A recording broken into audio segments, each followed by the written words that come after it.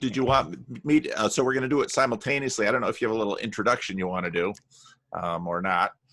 Ethan? Or maybe we should all introduce ourselves. Yeah, we could do that. Maybe we want to call it like the joint between past and future with Paul Vanderklay or something, and just each go around and introduce ourselves real quick. Okay. I guess people on your show probably know you a lot better, but we're fairly new, so we might need to kind of intro it a little bit. Right. Yeah. I usually do a fair amount of intro on my channel because I find people listen to each other a little bit better if they have a sense of their story. They don't tend to get so dogmatically reactive about an idea if there's some context. But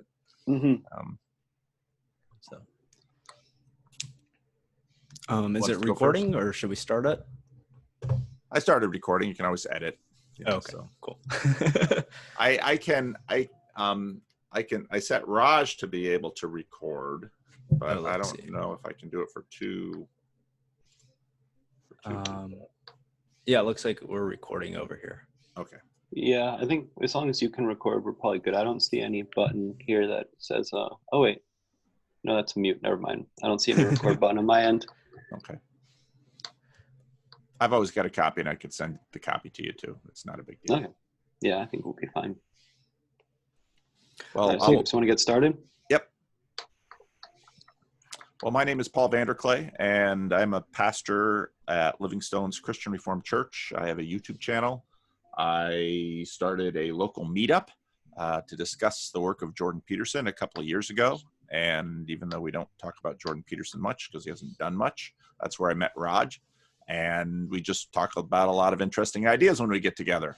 And Raj told me he was doing a podcast with a friend, Ethan, I'd never met before. So I asked if I'd be willing to go on it. Said, sure, give him a chance to get their podcast up and running. So here I am. Not sure what we'll talk about today, but all my conversations with Raj are very, very interesting. So I'm sure it'll be great.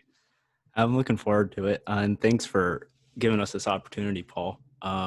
Raj, I'm really interested in religion. I got a BA and an MA in religious studies. I actually just finished up with my thesis, and I was on American civil religion, but I'm a practicing Sikh. I also live in Sacramento. Ethan and I met while in undergrad at Bard College. I'm Ethan. I live in Brooklyn right now. I work at a brewery. I'm not really too involved. The podcast is really the only thing I'm involved with besides like any sort of political or work like that. I went to Bard and kind of didn't really like it too much. So I took like a little break of dealing with politics and thinking about all this stuff to like kind of reflect, step back. And then me and Raj were always interested in just talking about the general political climate. So we decided to come back and do this podcast. And I had never heard of you, Paul, before Raj mentioned you. So I've watched some of your videos, done some research. So hopefully we'll have some good things to talk about. Cool. So Ethan and I are both pretty interested in the rise of Wokism, woke ideology. We saw it firsthand while we were at Bard. And I know that you're pretty aware of what's going on with that, Paul. And I was very interested in this idea that you see Wokism kind of as a Christian heresy, along with the heresy of kind of prosperity gospel on the other side of the political spectrum. And I guess the question is how does one deal with a heresy, and where do we sort of because I think that this is something we can get into maybe a little bit later on in the conversation, but it seems to me that one of the aspects of the heresy is this focus on God 2 at the expense of God 1. But yeah, could you so I'm not really too into the religious stuff. Could you maybe define the God 1 and 2 thing and what you mean by heresy real quick? Those are two excellent questions. So heresy is a word that there's orthodox, which is straight, orthodontist makes your teeth straight. Heterodox means it's going in all different directions.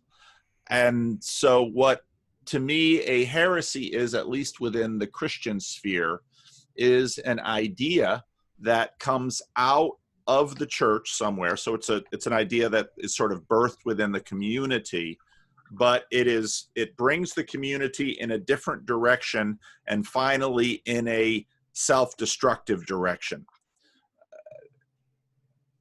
It's a heresy is, and I get this from a book by Alistair McGrath, who is an English scholar, wrote a little book on heresy. And it's basically an idea that will eventually lead to the dissolution of the community and the coherence of the belief framework. That's, in my opinion, what a heresy is. Orthodoxy is straight, and so orthodox beliefs help a community to continue the thread of the religion, because I mean everything as you go through time.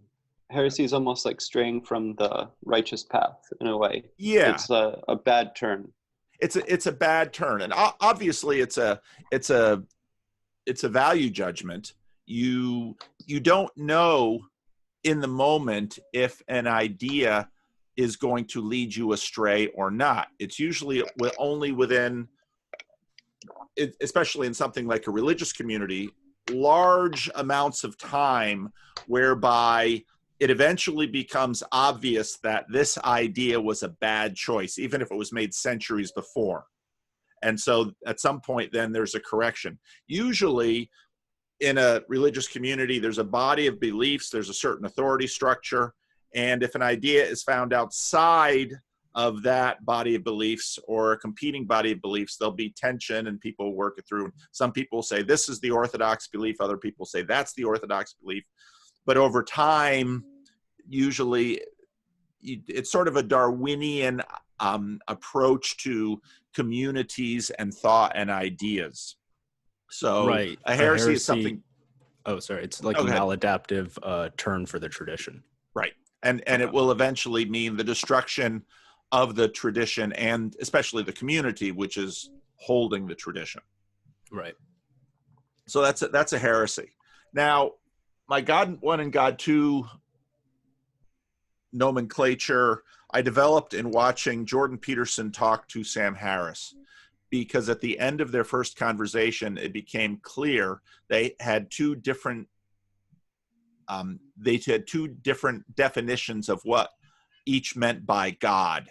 And Jordan Peterson had an idea which I think was far older, and as I've continued to study and ruminate on these things, far more in keeping with the Hebraic tradition that God is, well, the easiest way for me to split it was to take at least for Christians, was to take a passage out of the book of Isaiah, where Isaiah goes into the temple and there's these angels there, and they cry out, "Holy, holy, holy is the Lord God Almighty. The whole earth is full of his glory." So holy, holy, holy in Hebrew is this idea that God is different, set apart. He's distinct from the world. The whole earth is full of his glory means that God is everywhere present. His fingerprints are all over the world.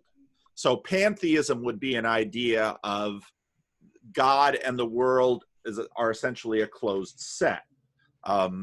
So that would be an immanent God. A transcendent God is separate from the world. Now, there was a Hebrew scholar in the 1930s who wrote a very interesting book comparing the Hebrew conception of God in the Bible as opposed to surrounding conceptions in mythologies of the other ancient Near East cultures. And he came up with the idea that most cultures have what he called a meta-divine realm, in which there's basically an impersonal arena in which various gods are agents within that arena, as are human beings, as might be sun, moon, and stars. All of these are agents within the arena. Sam Harris's God number 2 is sort of an agent within the arena. Jordan Peterson's God number 1 is sort of the arena itself that can have an agentic power sometimes. So when I thought about what happened in terms of Christian history, especially when we get to deism, the development of deism, whereas before, if there's a tsunami or an earthquake, well, that was God doing that, and it was God's judgment on the people. Well, once you have this idea of deism, which arrives at this idea of nature as this independent thing from God, well, now when there's a tsunami, well, it's nobody's fault. That's just what nature does. And nature is this thing that runs on its own. And then you had, at least in Christian circles, the idea of a clockmaker God who kind of winds up the universe and lets it go, and things happen on their own. And I think over time, what very much happened was God increasingly became a figure in the system, but the universe itself was impersonal. And so that was sort of a loss of this original Hebrew conception, which was everything sort of in one package. All right. And so that's where you get this distinction, God number one and God number two. That's summarizing hours and hours and hours of talk. Yeah. Maybe it'll give you a little taste of it. I'll try to approach it a little bit from a Sikh angle, if you don't mind. There's a passage that's part of the daily liturgy, which goes, you have 1,000 eyes, yet without eye are you. You have 1,000 faces, yet without face are you. You have 1,000 feet, yet without foot are you. You have 1,000 scents, yet without scent are you. I am enchanted by your wonders. There is a light in all, and that light is you. By that light we are illuminated. And there's this distinct, I think maybe a elementary way to think about God number two is this phrase of Mr. God. That might be a little reductionist, but it seems that Mr. God is the person who's going to help you, right? It's God kind of like as a superhero. And I'm not saying that in Sikh, just like in Christianity, God number one and God number two are the same thing. God does manifest in this personal way as Mr. God. But I think one of the things that we're seeing right now, and it's a consequence of things that happened a long time ago, like you're laying out, Paul, that people have sort of developed this idolatrous relationship with God number two at the expense of God number one. And for the left, especially the woke left, God number two is being manifested as the state. And for the prosperity gospel sort of Christian fundamentalist evangelical branch, I don't know exactly how you would label it, but that idolatrous God number two relationship on the right side of the political spectrum kind of makes an idol out of Jesus. I don't want to say that in I hope that doesn't make too many of your listeners upset, but it's this idea that Jesus is going to make sure you get like a nice car, or Jesus is going to help you out financially. And it's a very, it's an ends-based relationship. You're not in the relationship with Jesus necessarily for the sake of being in the relationship. You're going to get some good out of it. And I think that if you do not if you're not oriented with God number one properly, God number two cannot save you. God number two saves people in a personal way. God number two does not save the world. That's the responsibility of the believers to stay in alignment with God number one. And so in Sikhism, there's a couple of things where like God does manifest as a person. There's a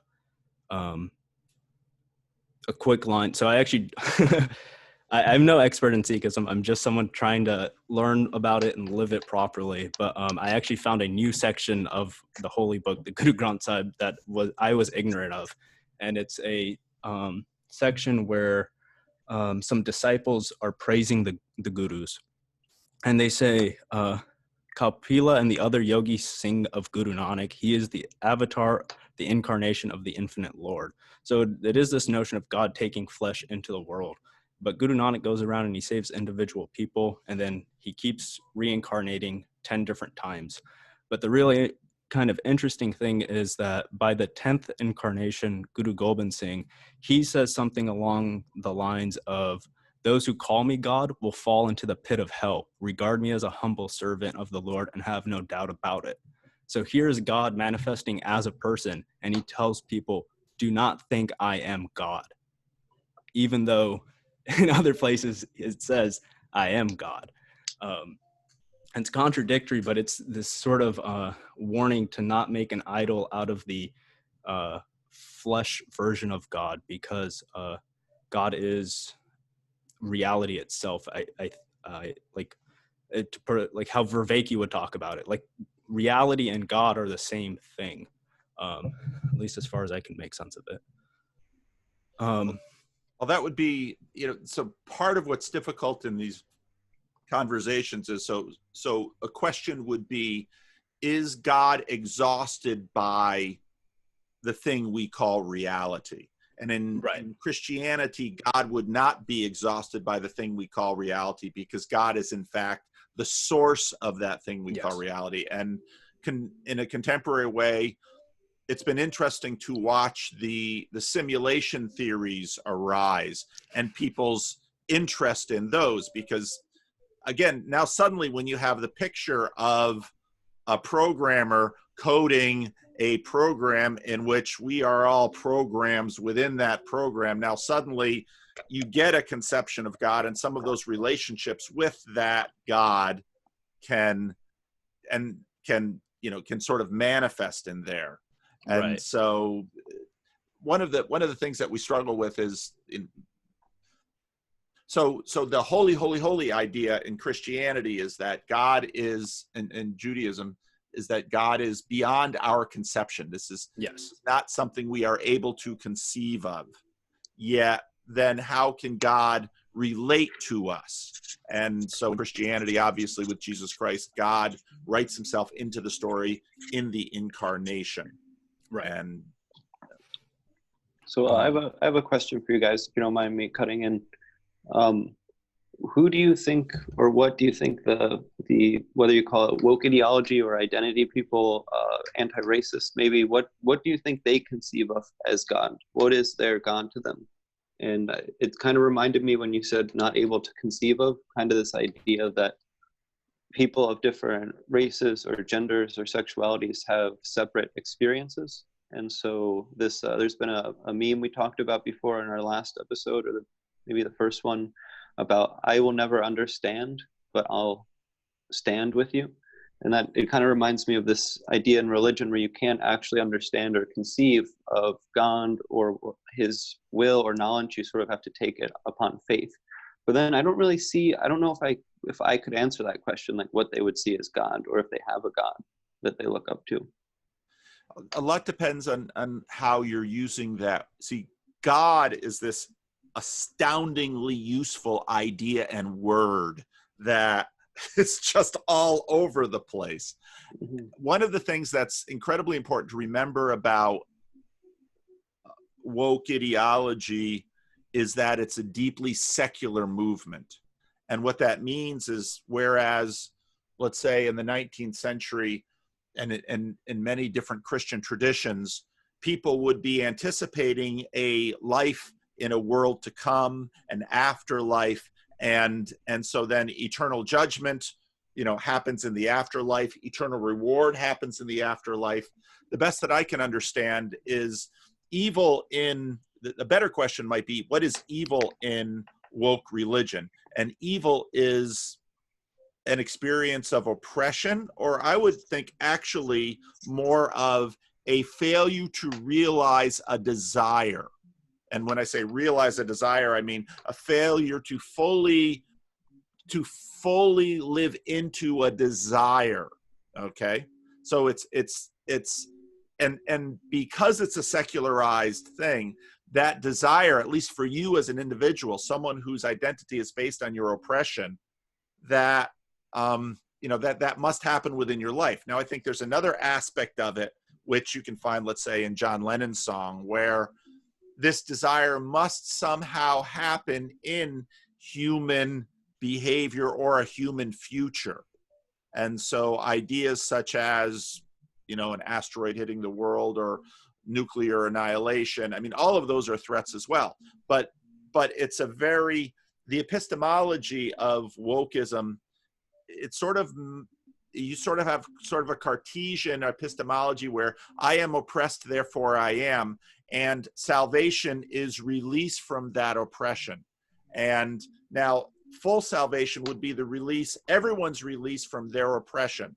The difficulty, of course, is that once you start working in these terms, there's going to be an oppressor. Well, what does the oppressor need? Well, the oppressor is oppressed as well. Okay. But maybe the desire of that oppressor is to oppress. Maybe that's their fulfillment. What do you do with that? No. And so then very quickly you're going to have now you're going to have something more objective come in and say no. And so all of these rules are going to then line up that this is oppression and this is not an oppression. Whiteness is bad, blackness is good.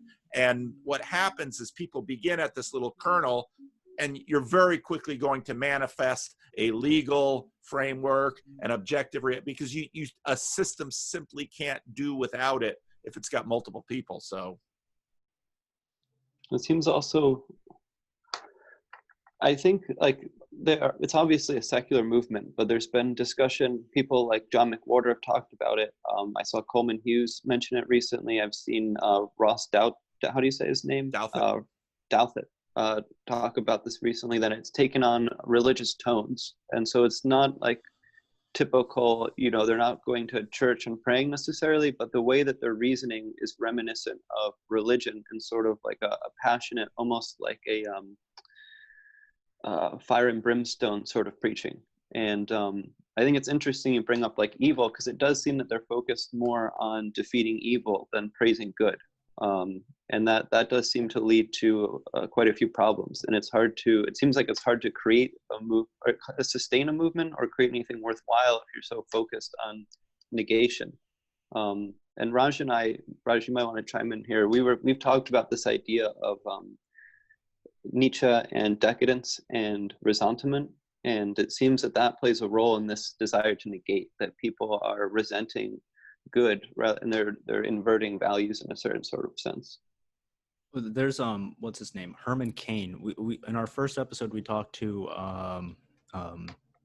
DeRoy Murdoch, and he mentioned this quote by Herman Kane where he's basically saying that for some reason the woke left, they aren't going towards the future. I think this is related towards the negation rather than trying to create something positive. And I don't mean positive as in good, but positive as in creating something rather than getting rid of something. And Herman Kane says that there's this focus on fixing the past rather than building a better future. And I think both of these, this question of being hyper-focused on evil, it's a related sort of phenomenon where you got to fix things, but the fixing is about changing interpretations or changing the understanding of other people in the past rather than an individual or the group of people being better and going into the future together. I think that's very true. I think it's one of its huge weaknesses is it's fundamentally a reactive movement, in that if you no longer had the enemy, right, what are you going to do now? So this is this is something that Ethan and I noticed while we were at Bard. So Bard sort of touts itself for being one of the first colleges to offer a degree in human rights. It sounds really good, really well intentioned and all that, right? There's probably some worthwhile effort in studying what human rights are. But what we were noticing, especially in the way that administrators worked on campus, was it seems to, if all of a sudden you have a degree for human rights and your job is going to be fixing human rights abuses, you're going to be looking for human rights violations everywhere. And your job might actually rely on the fact that you might need to manufacture some human rights problems. Or just label regular old problems as a human rights issue. So you're kind of raising the level of conversation. You're always in DEFCON red.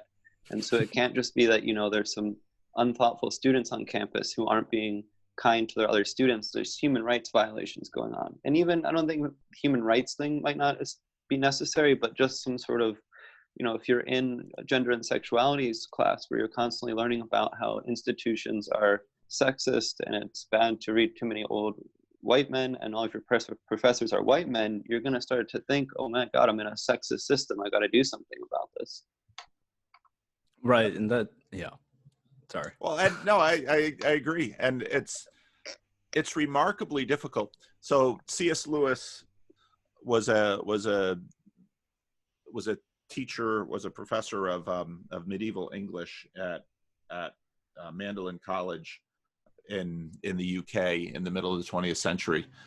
He wrote these Narnia Chronicles, and commenters have noted that it's relatively easy to write an engaging fictional negative hero or villain. Villains are fairly easy to represent. They're fun to play for actors. It's really difficult to write compelling good people. Goodness is remarkably, G.K. Chesterton made a similar observation.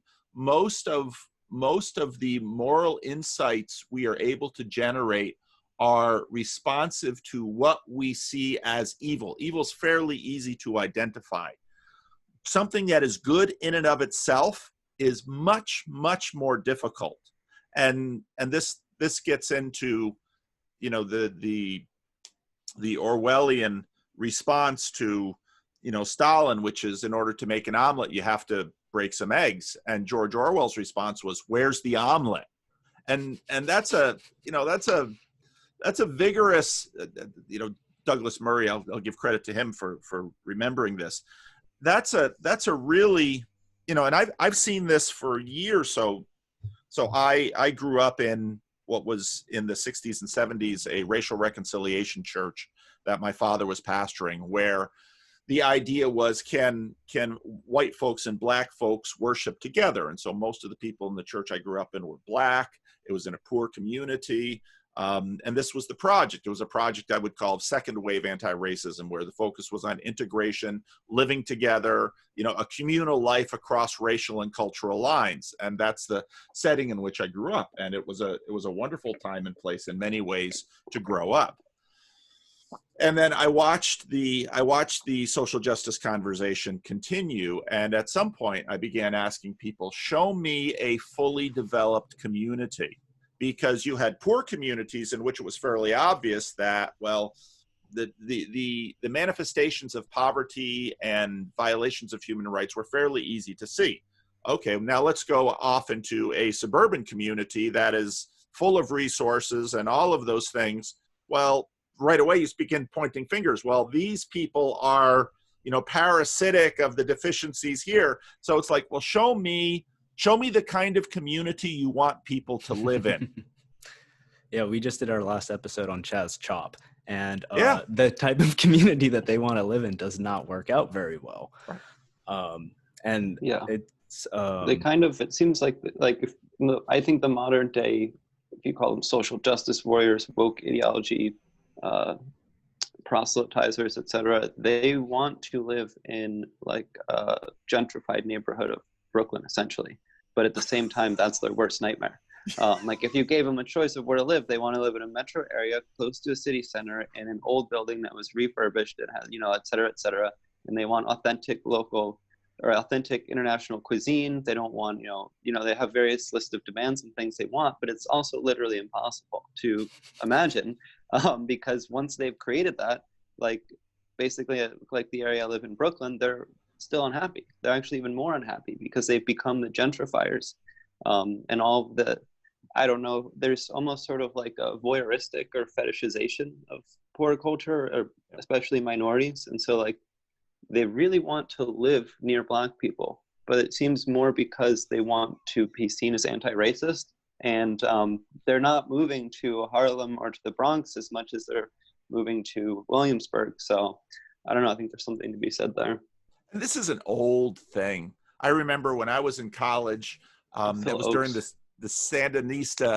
Sandinista thing, and I was going down to Nicaragua to tour the revolution. Oh, I've been to Nicaragua. I remember one woman coming down with us. She was a student. She's like, "We're going to see the poor." And I thought, don't have to go to Nicaragua to see the poor. I grew up there's poor people all over the place. I mean, and they have this, it's a fetishization, it's a romanticism, and so now you've got this. So I grew up again in the 60s and 70s, and I watched, the white flight, people leaving the cities because of riots and protests. And then in the 90s with Friends and Seinfeld and Sex and the City, they all came back to the city, and now gentrification. Well, just wait, it's going to be, now white flight. I mean, it's sort of, there's a strange combination of self-righteousness and deep moral insecurity, as someone like, Shelby Steele calls white guilt. And these things come together. Whereas if you look at the history of religious communities, and this is deep in American history, there have been many communities that have had deeply concerted efforts to try to realize one way or another the omelet in our midst. And this has been basically the project of religious communities for a very long time, especially in Christianity, since the Protestant Reformation. And in many ways, I see these current movements as heirs of New England transcendentalism. If you look at the history of the American Northeast, the Pilgrims, the Puritans, I mean, it's all a continuation of the same story. Where we went to college, Bard, it's actually probably on the southernmost tip of the burnt over area. And it's funny. It's like this new version of this same utopian project is showing up again. Yeah, it reminds me of one thing I had the very similar thing that I was talking to a girl in a bar, and we were talking about where we would travel if we could. And I mentioned that I wanted to go to India, maybe with Rajdeep, to visit our friend Amar, who was living there until recently. And I said, like, oh, he's got like a fairly nice place, and we have another friend who's like fairly wealthy. And she said, well, don't you want to see real India, like the poverty? I was like, well, not particularly on my vacation. Like if I'm going to go do volunteer work, to help someone, or if I really want to see poverty, I could go to Baltimore, Detroit, or Orlando, Miami, Los Angeles, the Bronx. So I just thought that was really funny. But with this kind of white flight and rebound thing, there's a song, Love Me, I'm a Liberal by Phil Oakes. And it's funny how it's exactly relevant today, where he says, like, I want colored people to be free and wealthy. I just don't want them to live next door. Something to that effect. And it's I think you could change the lyrics ever so slightly, and it would very accurately depict what's going on now. What is it, 60 years later since he wrote that? Yeah. These things, it's not new. They're new aspects and manifestations, and it's obviously new to a lot of people. It's more sophisticated, I think, too. Like the rhetoric in the language has acquired a very academic nature to it. So like white privilege, institutionalized racism, heteronormativity, these words have kind of become more developed and powerful, even though the impulse was always there, I think. Yeah. And it's, I had a conversation with the guy who was a gender anarchist, and it's you just start following some of these things down, and you can deconstruct forever. The part of, again, I think a key to this is you will land finally on, well, if I am my oppression and what I seek is liberation, when will that liberation just simply be realized to be the manifestation of my own desire? Well, that's not terribly easy to always know either. Just really pin someone down and say, what do you want? And suddenly, this gets into some of the Vervaeke stuff. Now suddenly you're going to have a meaning crisis, because what am I? Am I simply a manifestations of my biological desires, or the constructed desires of my history and the history that, you know, tracks down. I mean, pretty soon I am nothing. I am just a desire. And Or if you're, get into these deep questions of identity. if your purpose is to be anti-racist, that is just a negation. You don't actually, you can't go very far with that. And I saw this with, when I went to college, I, you know, went to a large public high school, wasn't the best school in the world. So we didn't, you know, get exposed to very much philosophy or like deeper stuff. So I started learning more about this. And I initially thought, wow, a lot of these students are so smart, brilliant. They went to all these private schools. And then when you start to investigate deeper, it seems almost very shallow, and they don't actually have very many firm beliefs. One thing I actually wrote down in my notes, I don't know if maybe Raj, you want to move on or want to keep talking, but I remember when I was a kid and growing up, we weren't very religious. We went to church when I was younger. My mother grew up Catholic, but my parents talked about the idea of a conscience very much. And when I got to college, I don't think I ever heard that word used. Despite all this talk about morality, good, bad, I was thinking about it, and I was like, I don't think I've ever heard anyone use that word. And it's more just about like, sort of, what, you know, what are you? Who do you believe? What do you believe in?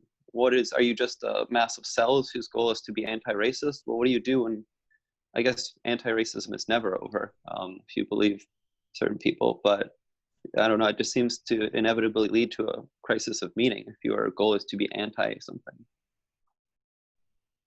I think that's also like America is facing a lot of political problems right now, but I think the deeper issue is this meaning crisis, and there's this vacuum for this religious, spiritual fulfillment, and people are turning to politics for that fulfillment.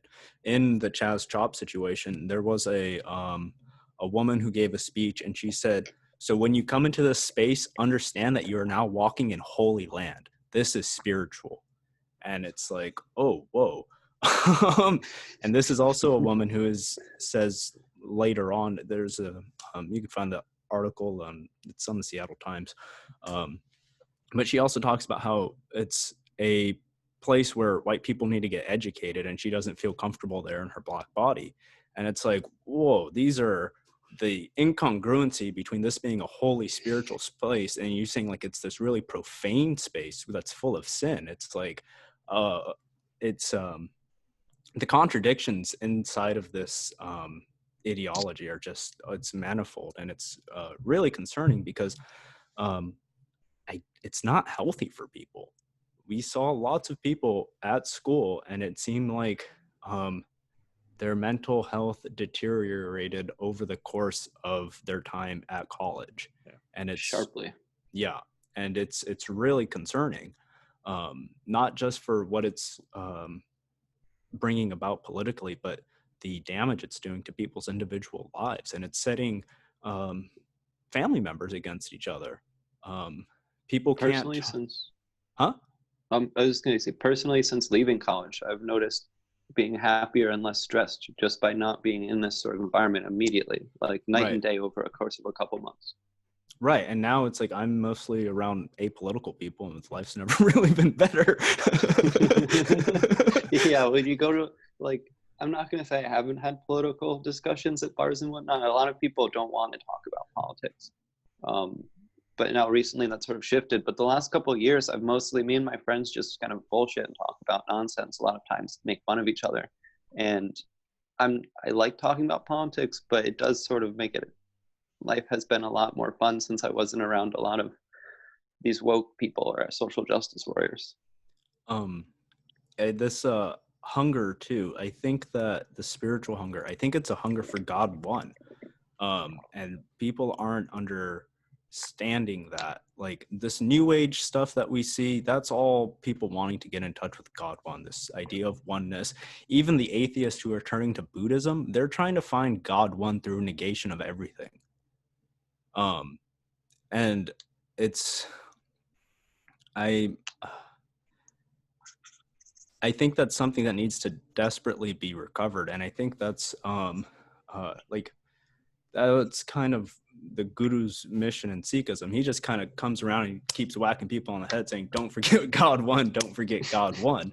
And like you see this even in the story of Sodom and Gomorrah, right? God is saying, when Abraham is trying to make the deal with God, trying to save Sodom, and he's negotiating how many people need to be able to, if there are 50 righteous people in the city, will you save it or whatever? And he kind of keeps negotiating the price down all the way down to, I think, 10 people or something like that. And it's like, if you have 10 people who understand God one and are living in congruence with God one, then God two can come save. But if only one person understands God one, God two will come save that person and his family, but the rest of the city will burn to the ground. And I think that's kind of what we saw in communists in the Soviet Union and in Nazi Germany. Obviously, there's extenuating material factors into how things actually play out in each situation. But I think that that's this sort of simplistic religious answer to the question. Because I got interested kind of in post-Holocaust theology for a long time. And it's like, how could God let this happen? How could God let this happen? And Elie Wiesel, I think he has this play about putting God on trial, not necessarily for the Holocaust, but for something that happened, I think in the late 1600s. And I believe the play ends with the jury finding God guilty, and then they all pray. Like that's the end of the story. God is guilty of the crime. The way that you can judge God in a criminal court, that version of God is found guilty. But the solution to the problem is everyone starts praying. It's interesting. I've read some Wiesel, but I haven't read all of him. I think there's you mind if we talk about Kanye for a second? No, you talk about anything. You guys talk about anything you want. So Raj, I wanted to ask you one quick question, or yeah, Paul, if you want to chime in. But I definitely wanted to talk about Kanye in a minute. Just to go back to this God as the solution or problem. The way my opinion would be that community, in terms of having friends, family, a place in the community, maybe you see your friend every day and you wave to him, or maybe you always go to the same deli and you see the same guy, that sort of local being in harmony with your other fellow people. I think to me that's the solution rather than God, just personally. That's so church. If you see people who are, I guess you could say church, but or the satsang in Sikhism, like it's being in the presence of people who are sort of working on this project of going into a positive direction. That's what the Satsangat is, the true congregation, company of the holy. And the guru says when he, the last guru, he says that I am the Bani, which is the word, it's the scripture, but I am also the Khalsa, which is the body of initiated Sikhs, the baptized body. He says, I am now, like, this is my form as a body.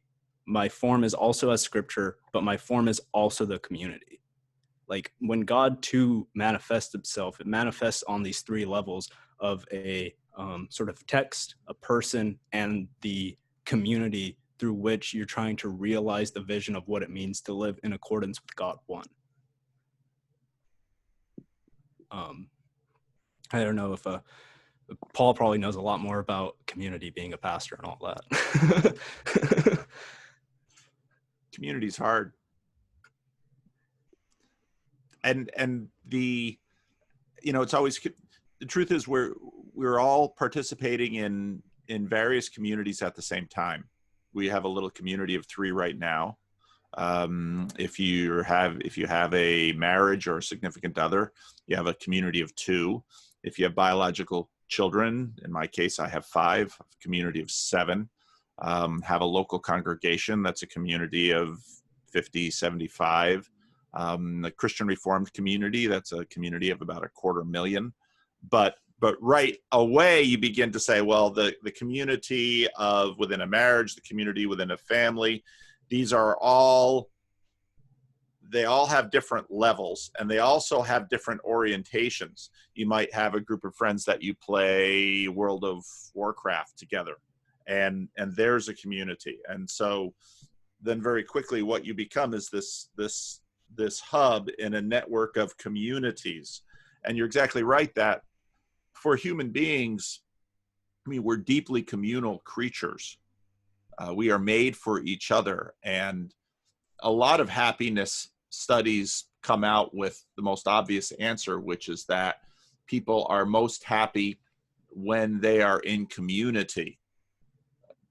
But that, you know, what is that community around? I heard once that the German people were never happiest as they were under, at least before the war started taking its toll in Nazi Germany, but they suddenly, as a community, they were around an ideal. And it's very interesting. And I think this is part of the reason that right now Wokism is so strong, because whoosh, here is a moral center for our community.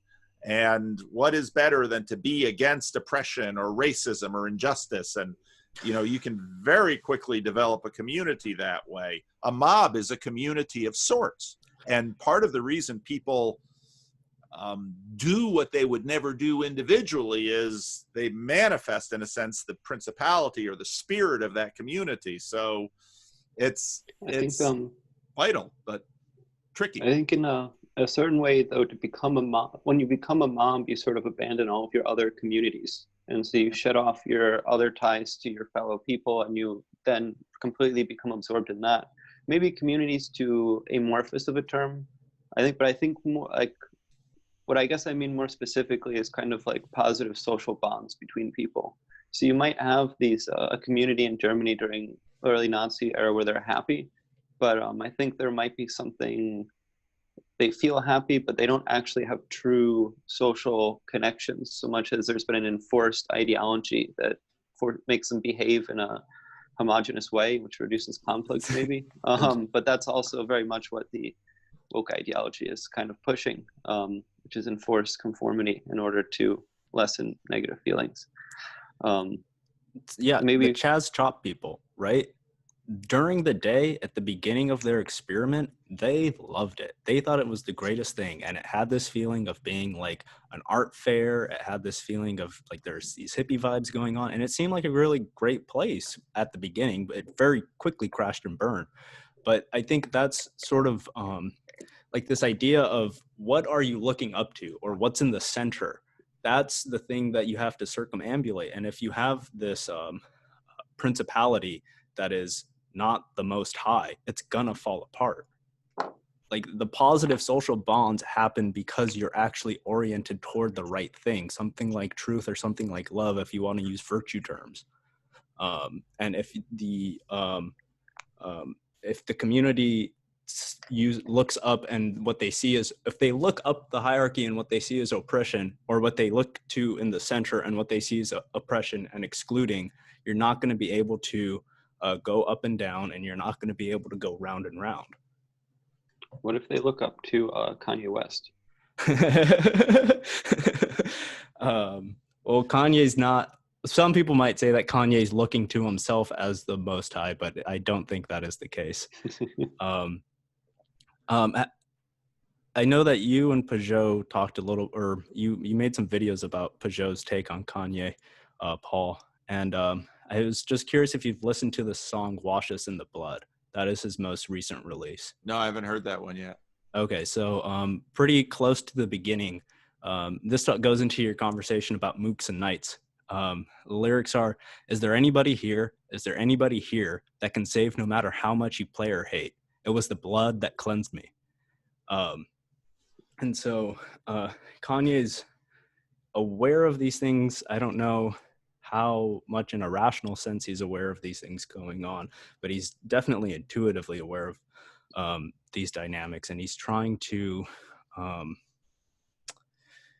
he's doing something different. I don't know if you guys saw any of the footage from his recent rally. It's gotten a lot of heat, especially from people on the left, and they can't understand what he's doing, especially when he starts talking about religion. They just think he's talking nonsense. Like when he kind of makes this parallel between him and Moses, they're like, how, like the ego on this guy, but it's like, Dr. King did something similar.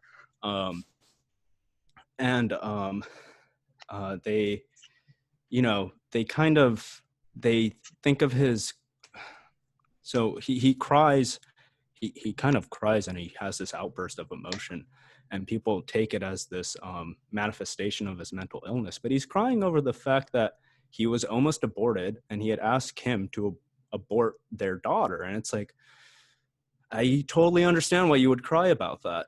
And one of the like, he's doing these things that are very unpolitician-like, and we've all been complaining about how politicians have been operating recently. And one of them is like they're divorced from reality. And it's like, here's a very real problem that lots of people face in our country, right? This question of how to interact with abortion. And he gives his sort of he recounts his experience, and then he doesn't think abortion is something that you should do, but he also goes on to say in the same conversation or same rally that he doesn't think it should be outlawed. He actually calls up a woman from the crowd to come onto the stage or come to the front, and she gives her viewpoint on why she thinks that abortion should stay legal. And he gives the space to someone in a crowd to speak to him. I don't think Donald Trump or Joe Biden would do that, nor would they do it they wouldn't do it in the organic way. This didn't seem like some sort of plant, right? If Trump or Biden were to do that, it would be much more planned out. And he gives her space to talk, and he says something along the lines of abortion should not be illegalized. But this is the thing that really piqued my interest. He said we should give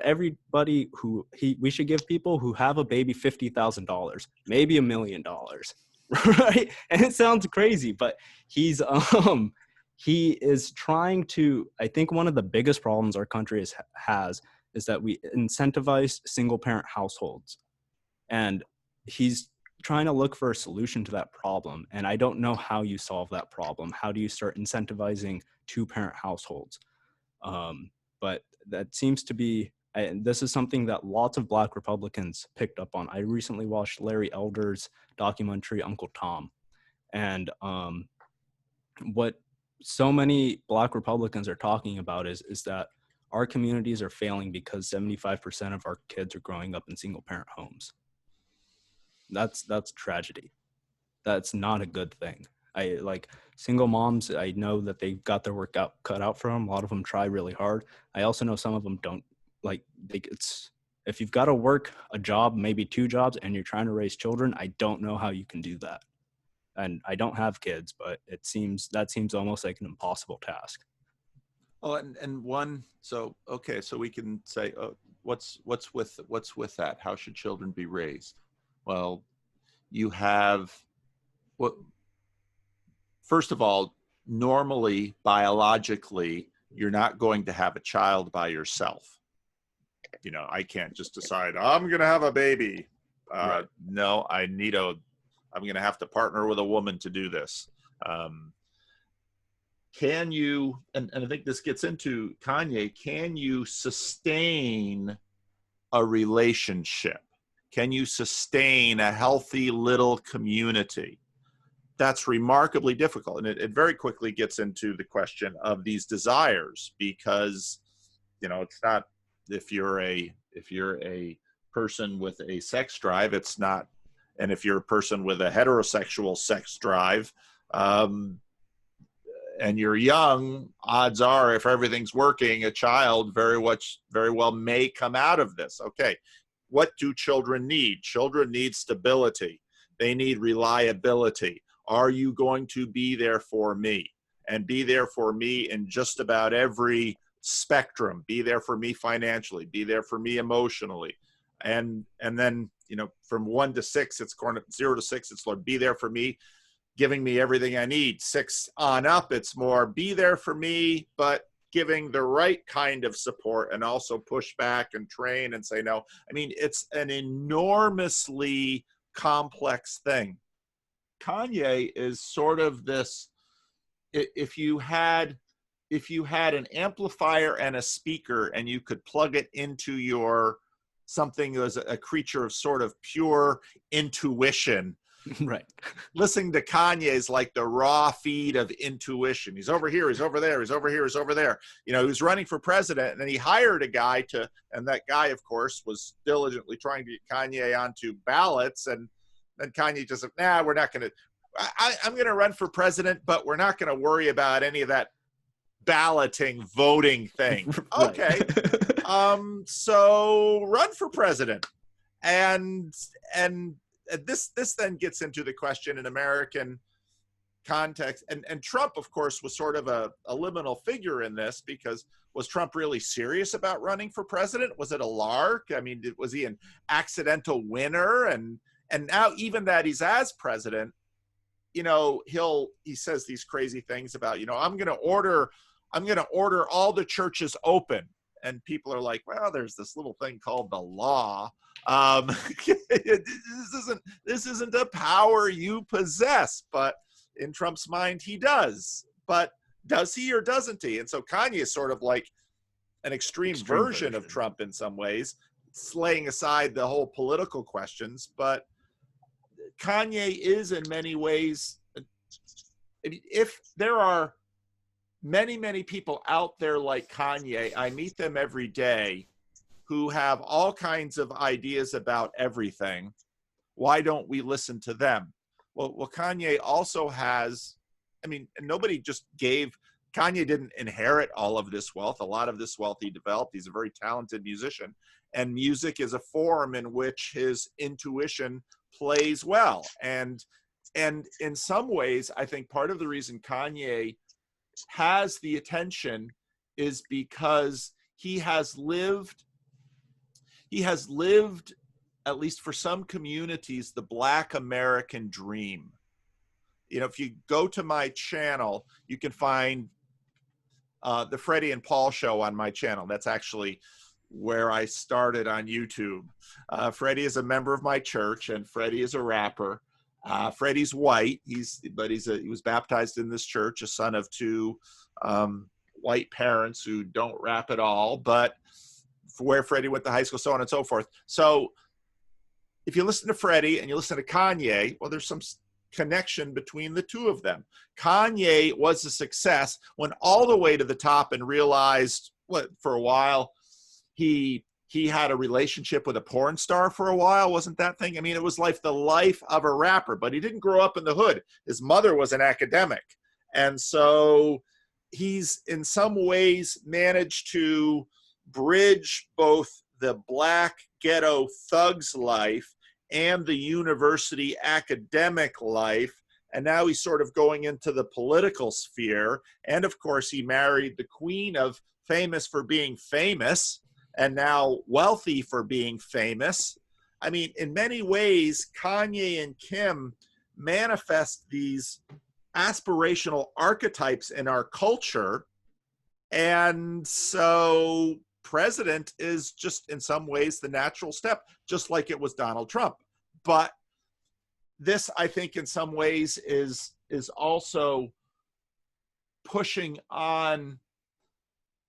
So if you talk to Jonathan Peugeot, he says, well, I'm a monarchist, because in some ways, monarchy sort of, in Peugeotian language, lays itself out naturally. What the United States did was say, no more king, okay? We're going to have, in a sense, a paper king called the Constitution.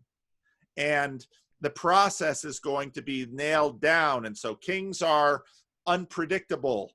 So we're going to have a process. And so we're going to have a president and a Congress and a judiciary. And this is the system. The system is going to be the agent instead of a human agent who is a king.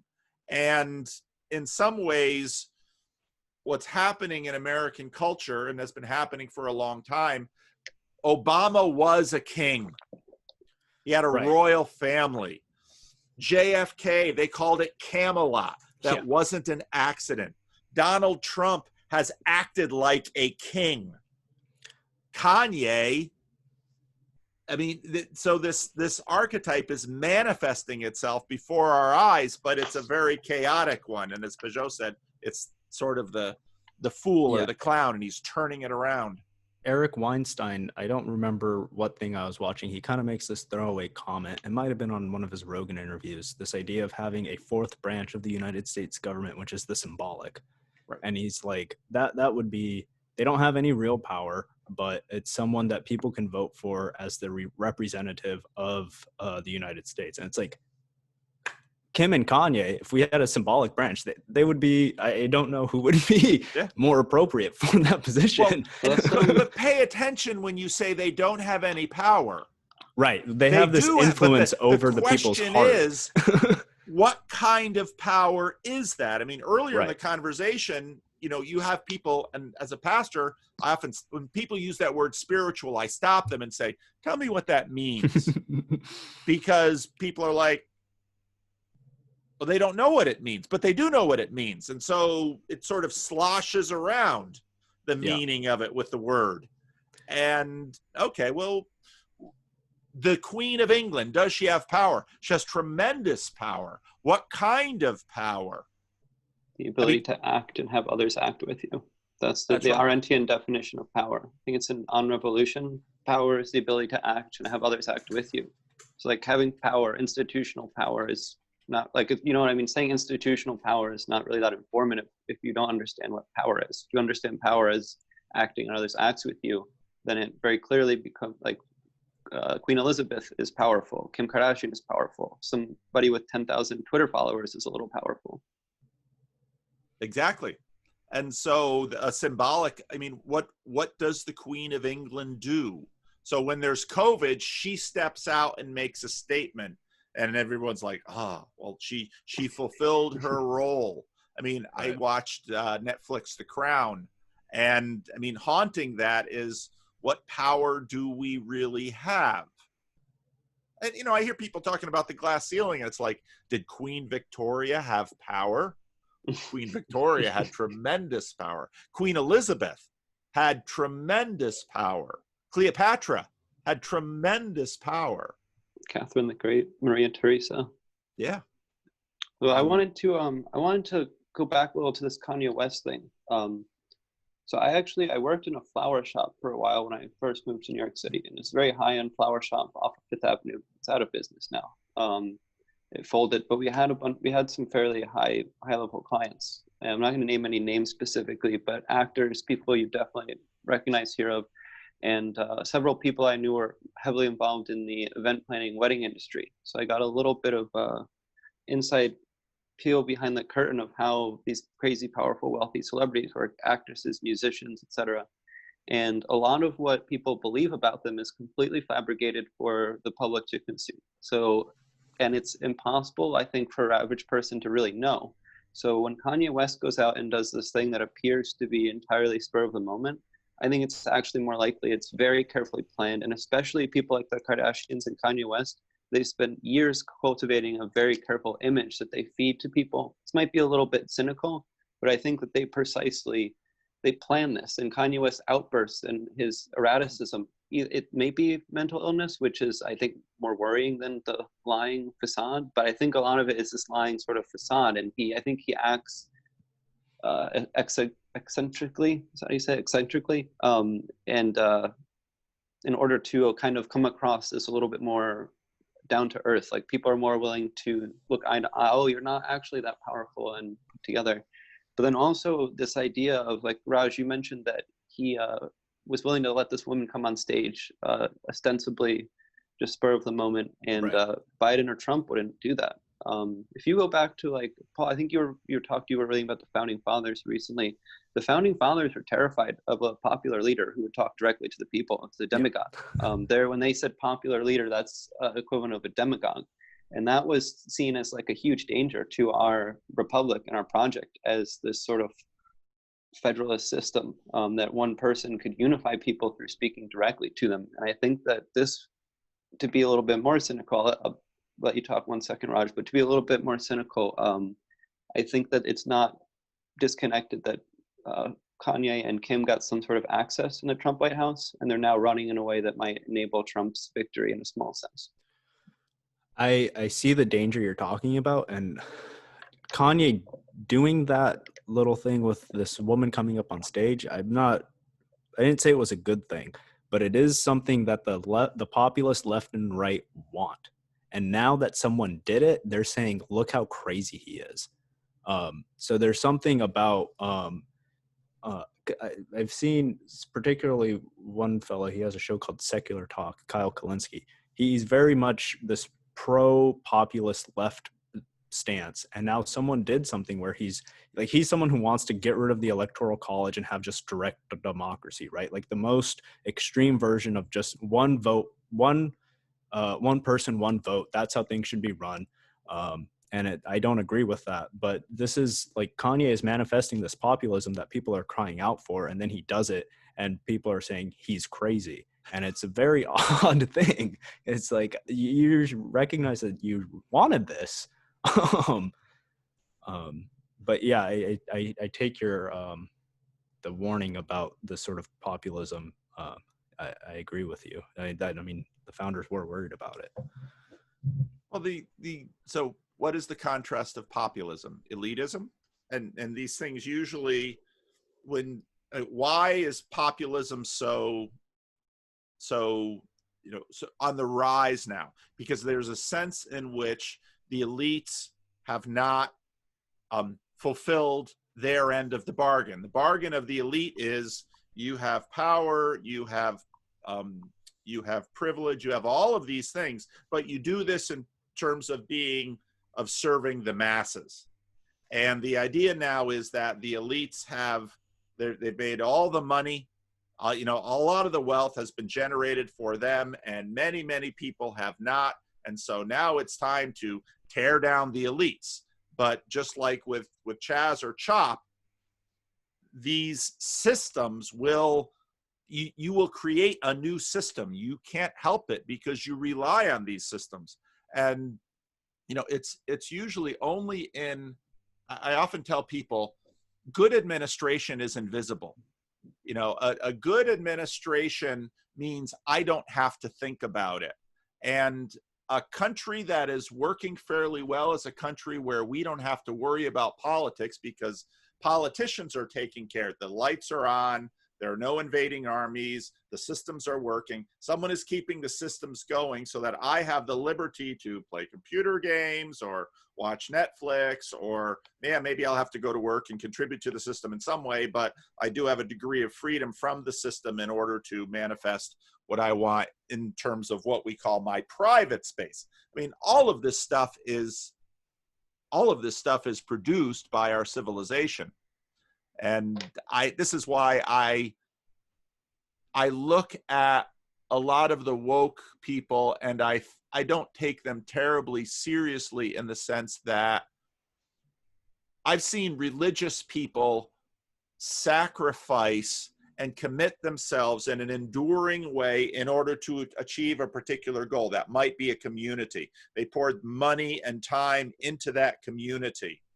I think a lot of people are just sort of playing at this. If I go out into the street and I put up my fist and I make a sign and I yell magic words, then racism goes away, or doesn't go away, but and I look at this and I think the generation of my parents moved into Paterson, New Jersey, and we built community across racial lines and raised their children there and committed their money there. They gave their life to this vision. That's what religions people do in a serious way. And what I see now are consumers that are sort of playing. They have little electronic avatars, which they imagine themselves to be. It's Animal Crossing. That's the kind of religion they're playing at. And you can see that because of the decline of religious communities. Well, there's around the corner, I don't know if it's how much it's still going on, but very close to me, there's a park called McCarran Park in Brooklyn. And that's where they had these big vigils for George Floyd constantly. I don't know what the frequency was, but it was at least every night for the first couple of weeks. And then it was on Saturdays, etc. And there's a couple main ways that most people get to it. So you'd see people going with signs and going to meet up, etc. And along one of the main thoroughfares, me and my friends were just walking around the neighborhood, and we're going to this one bar as we pass this one lady all the time who would be kneeling down, a white lady kneeling down with her fist in the air, holding a sign saying something about white silences violence, anti-racism. And I looked at her and I'm like, that she's no different than the guy with the crazy hair standing on the subway platform saying the end is nigh. And anything, that guy, I'd rather talk to that guy because at least he's going to tell me something I haven't heard before, maybe.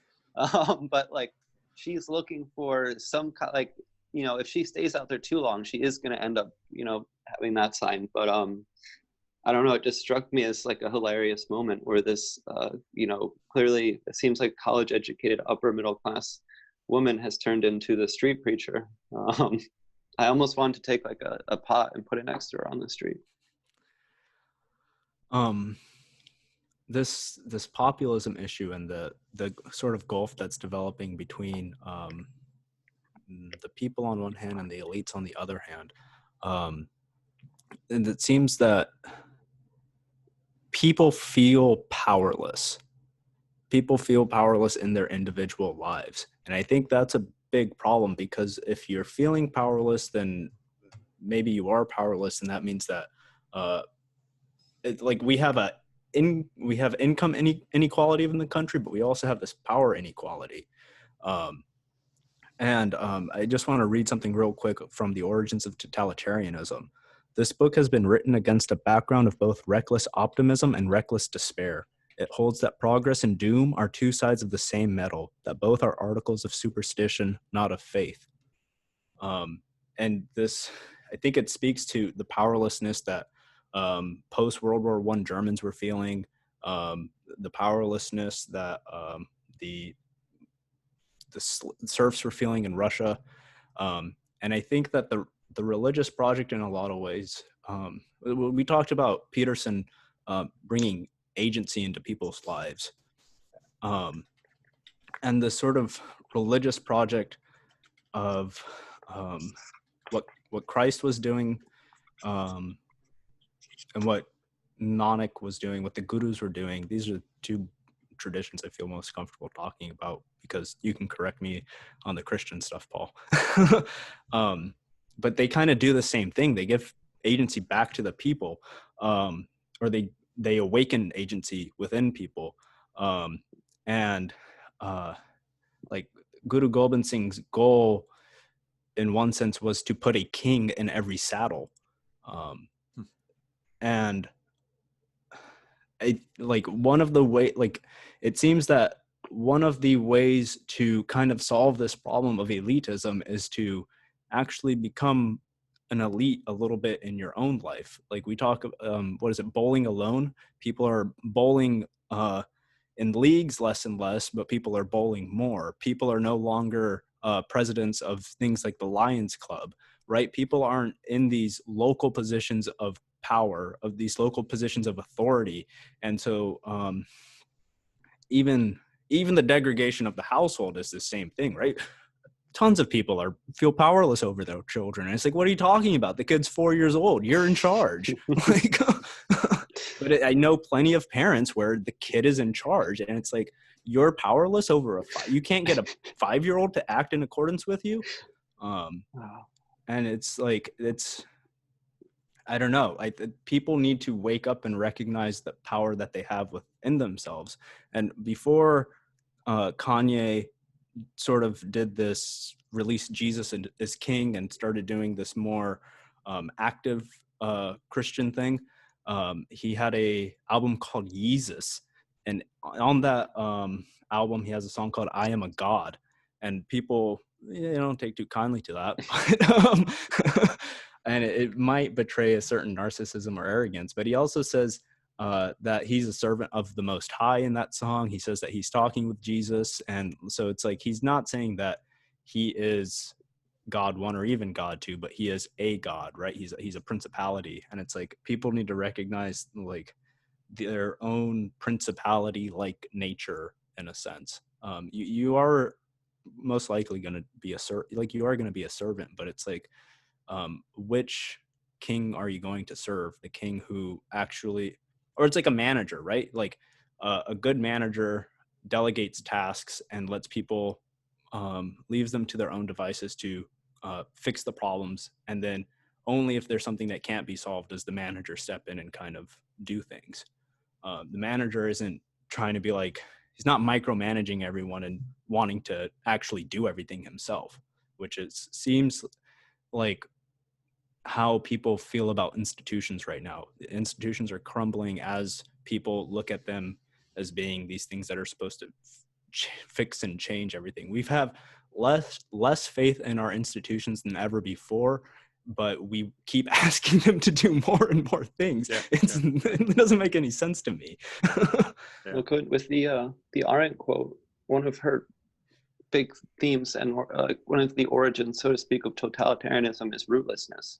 And especially with the 19th century and the Industrial Revolution, people are suddenly swept away from where they lived for generations and put into cities, and that removes the common bonds and creates an atomized society. And it goes back to this bowling alone idea, and various people have picked up on the death of social life, whatever you want to call it in America. But she hits on this rootlessness thing over and over and over again.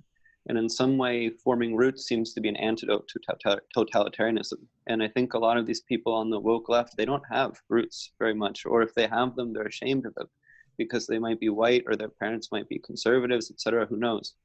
And I think maybe, I don't know, I'm not religious at all. I'm an atheist, but I do see how church can be that sort of root that forms the community grows around. So it's one of those roots that maybe a school is, church is, your Kiwanis club, your sports league, and they all provide sort of the roots that allows the community tree to flourish. Well, and you know, in my channel, I talk a fair amount about principalities and what happens when, you know, so one of my illustrations of what do I mean by spirit, think about school spirit. What is, because I use school spirit because most people have some experience of that, maybe your high school or your college, usually a high school, because at that point the students have reached a developmental level that they can actually participate in school spirit. And so you ask yourself, well, where does school spirit come from? Well, obviously the principal has something to do with it. The architecture of the building has something to do with it. Where the building sits in the city or the country has something to do with it. The leaders within the student body have something to do with it. In fact, past leaders of classes that schools are interesting because usually you have about a 4-year cycle, let's say a high school, 9 through 12. And so, you know, 5 years, at least among the students, the memory is mostly obliterated. You might have had brothers or sisters in it. And you think about what goes into school spirit. And you think about the fact that school spirit can be a positive or a negative thing. And in fact, but it is something that can send people out their whole life. And okay, so what is it? And what are the contributing factors? I mean, it's something that is something this small that all of us have experienced is so large and so powerful, potentially, yet we can't, if we sat down to try to list everything that contributed to the school spirit of the high school you went to, you'd spend all day and you couldn't exhaust that list in a day. And that's, you know, putting some work into it. A micro-nationalism of a kind. Right. And that's just a school. Talk about a family which is multi-generational. I mean, an alcoholic 2 generations back will have impacts in the present generation. Now talk about a religious community where you have a figure, let's say like Jesus, who had a particular body of teaching, and then that religious community has its own history. All this stuff is built into us in ways that we simply don't know because we are these massive cultural absorbers. I ask people, let's say you get married. You don't start with a blank piece of paper in your marriage. The first draft of your marriage was your parents' marriage. And there are echoes of all the other relationships back over that, divorces, second marriages, you know, I mean, all of this stuff is built up into a human being and built up into every manifestation of human community. The complexity of what we're talking about now is simply, we don't have enough time in our life to even notate the complexity of what goes into us. And first of all, it's amazing we function at all. That is a flat out miracle once you begin to see all of the layers. And then to realize that, well, we're in a phase right now where institutions are breaking down. We've seen those phases before. And there are lots of different size cycles too. There's like a 100-year cycle, then there's a 500-year cycle, and a 2,000-year cycle, and all of those cycles are manifest inside each other. Some institutions right now are buzzing up, and they're going to be with us for a couple of centuries. Others that have been with us for a while are breaking down. We see this in governments all the time. History is the record of it. So there's a lot going on, and it's rational that we feel ourselves powerless. Yet, again, back to the example of school spirit. One person in one class 30 years ago might have had such an impact in school spirit by doing something. Maybe that person, when everybody was mocking the fat kid or the kid with zits or the kid who couldn't play sports, that high status person bent down and befriended that, and that changed school spirit for 30 years. These things happen. And so a lot of it has to do, again, with salience and attention. And I think you're exactly right about Jordan Peterson. I mean, by giving vision, he brought agency into people's lives. And I mean, just look at the impact that we don't know yet, the impact Jordan Peterson will have, but I've watched it. And I think, I've tried in some ways to magnify it, because I saw this as a positive thing in people's lives. And so I said, how can I magnify it? Well, I'll start a meetup. I'll start a YouTube channel. Where this goes, I won't live long enough to see. I'm not smart enough to know. So it's an amazing thing we're participating in here. And I think that this Peterson sort of awakening vision and giving agency, that's actually the thing that pissed everybody off about him. Because people don't want, especially the people who think that we need to fix systems and that the institution needs to be reformed, they really did not like him. And I think that, because I don't want to speak too badly about anyone, but they've given themselves over to this ideology. They've given themselves over to these institutional ways, systemic ways of thinking. And if someone's coming along and saying, no, you've got power, that's hard to hear. So to go back to the Arendt a little bit, because that's also the name of our podcast. Yeah. I don't know if you've ever heard of him before, Paul. I was a professor at Bard, Roger Berkowitz, who he runs the Hannah Arendt Center. He founded it, and I took a class with him about the origins of totalitarianism. And one of the first things he said to the class was, "Do you feel powerful?" He asked the students and singled out a few people individually to give an answer. And most people said, "Oh no, I'm not powerful at all. I'm just one person." Especially if someone says, "Oh, I'm a woman. I don't have very much power whatsoever." And Arendt goes into this idea. And she talks about the wheel of history and how at a certain point the masses saw themselves as being powerless masses caught up in the wheel of history. And so they shouldn't really act. They should more just kind of go along with things. And she has this bit about Lawrence of Arabia and how despite his clear and obvious power and influence and vast ability to change the course of human events, he still saw himself as caught up in the wheel of history.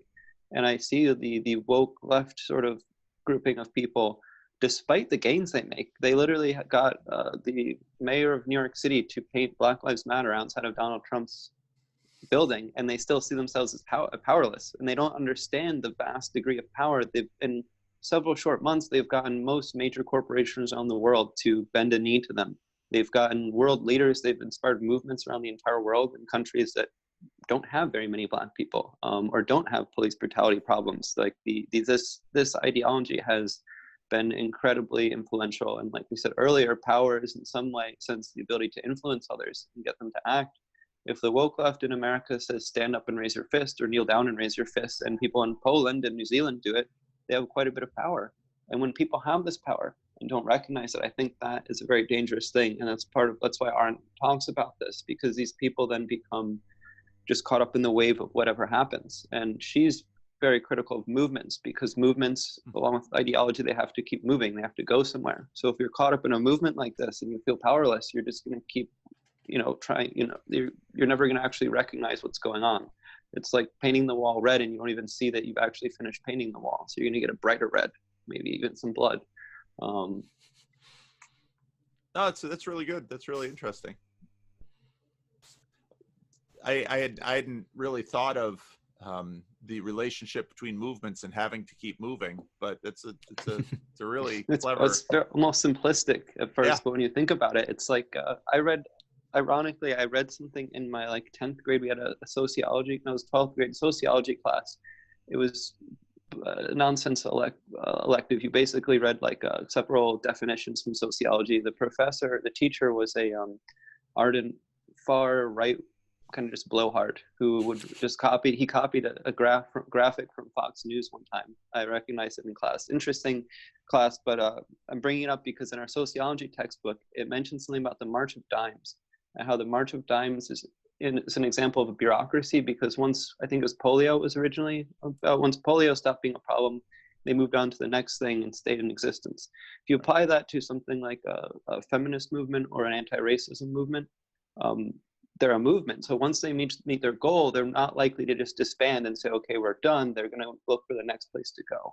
Right. I think that hearing that, I think it was most likely Berkowitz who explained it to me in that way, really helped me see the kind of fallacy in taking up a cause in this way.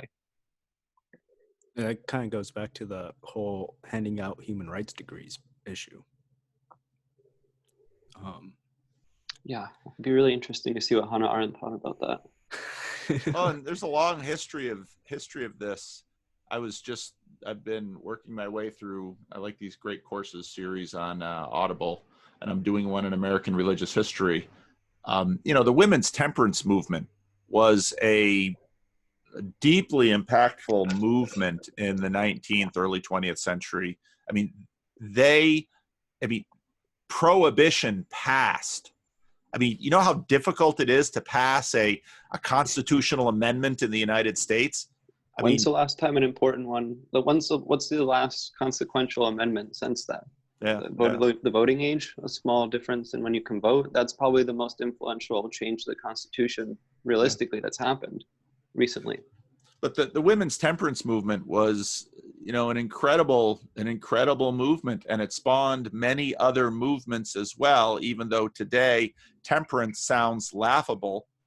What prohibition actually did was the amount of drinking in America after prohibition was significantly less than it was before, even though prohibition is considered to have been a failure and a disastrous public policy. The women's temperance, but you can still find temperance halls in certain little niches in America. But the temperance movement was in some ways set up by the Second Great Awakening. And history is like that. And, the current woke thing is obviously an heir of Occupy. But in many ways, it seems to me that, I've long appreciated the study of the civil rights movement. Dr. King rose to prominence because they were addressing the situation on the buses of Montgomery, Alabama, and they had a specific goal. And so much of what I've seen by this current movement is, okay, we're going to strike to end racism. Okay. But racism is something that will never end. Okay. Can you be a little more specific here? That would really help us all, because, I remember when Colin Kaepernick bent a knee, and I thought, I'm going to bend a knee until, police stop killing black people.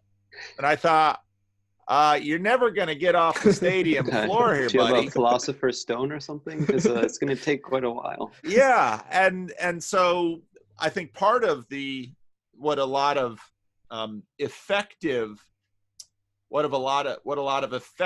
people who changed the country in effective ways was, well, be specific.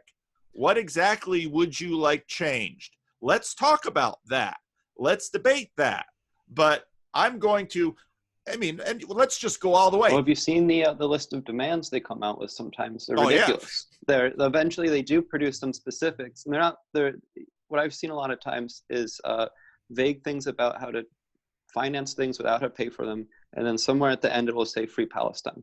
Right. And it just, I don't, like they include some wacky other thing, and it just turns into like a manifesto rather than an actual specific demand. I was going through Dr. King's biography sometime in January. Which one? And the autobiography, actually. Oh. It's edited by someone who collected all of his works together. I'm forgetting his name. And I was astounded about, they were very specific, and they spent 1 year on a bus boycott in one town. Like, it's a very different approach than what people are asking for now. And they were trained activists. They did. Oh, yeah. Like, the sessions they went through where rigorous they would be training. yelled at, spit at, and you're talking about people who crumple in the slightest bit of wind. If they think they hear the word, the R word, that's enough to send them into a week-long spiral. And the movement that seemed to have worked was some of the toughest, smartest people around. I don't think these are some of the toughest, smartest people around. Dr. King also, in his diagnosis of the problem, I think he picked up on this power issue. He said that he uses the word Negro just as a disclaimer, I guess, but he says the American Negro is suffering from a problem. They're suffering from a feeling of nobodiness, and what we need to inculcate is a feeling of somebodyness. And it seems again to be this this project of imbuing people with more agency. No, I think it's helpful. Yeah. And then Dr. Peterson, clean your room, start somewhere, do something. Right. And like, part of my critique of Peterson was, there's a lot of people doing things. And I think you're right in that this wokism is sort of, it's become it takes on the characteristics of religion and affords what religion does. And that's sort of what has happened with politics, that politics has become the religion of people. Whereas I think religion is something deeper. I often say, well, religion is always and politics is now. Now and always have a very interesting relationship, because you're always living in the now, but you're always living in the always. But you try to get a sense of you need a vision of the good. Well, you're not gonna, you might attempt to manifest that vision of the good through politics. That is what politics is for. But the politics will not give you a vision of the good. Politics should give you a vision of the can. So this is one of the issues with the wokism, is people starting at politics, trying to work backwards to religion, rather than starting at religion and moving forward into politics. Right. Oh, I think I would disagree with you guys a little bit on that. I'd like to hear it.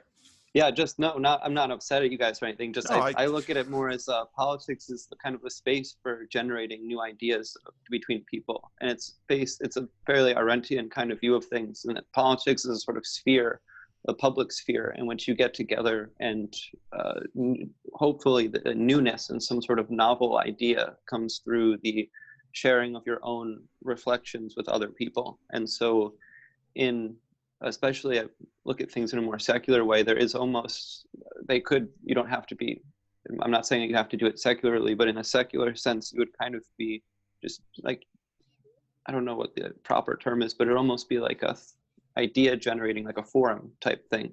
And from there, I don't know that I would agree that you need some sort of religious basis, and you could almost replace it maybe with a discussion of where we're going as a community, kind of. Arendt's religion is Socrates and the ancient Greeks and Romans.